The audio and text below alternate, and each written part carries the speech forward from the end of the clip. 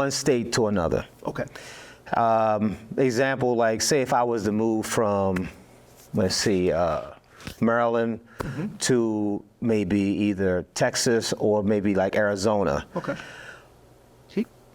Understanding that all states are unique and governed differently, what do I need to know on a tax base as I transition, or if I'm transitioning from one to the other or back and forth? Yeah, so you want to look at the states to give you the best advantages for what you're doing. Now, if you're an individual, you're saving, you're not going to pay any state taxes at all. But you want to make sure that you don't have a franchise tax if you have a business. You want to make sure as an individual also, I'm going to flip between both. You want to make sure that as an individual that they don't pay more in property taxes.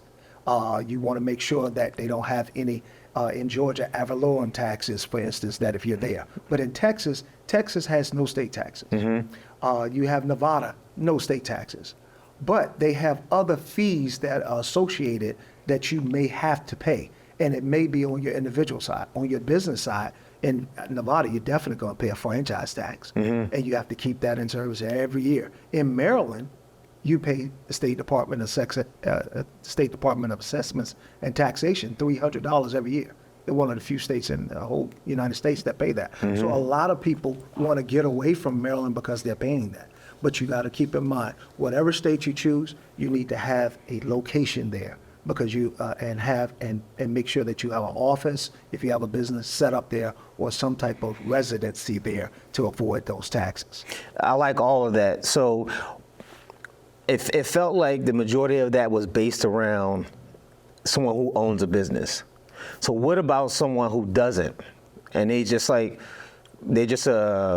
I don't know, they could be an employee for some corporation and they just moving, or they could be a person who has a CDL license and they have a lot of flexibility, or a nurse and they just want to leave and move down there. Say it's too cold in Maryland. Absolutely. And they want to go to Arizona because it's warmer and all that stuff. So now what they're going to do is avoid the state taxes, but you got to look at the cost of living. So we're talking personal here. How much is the cost of living down in those other locations? So the purchase of that home with the interest rates and how much I'm making, I may have more tax advantages because the home cost in those other states may cost $500,000. In Maryland, it may cost $1 million. That same exact house. So now you're looking at how much you're saving by saving $500,000, but how does that affect my itemized deductions and how much interest I pay?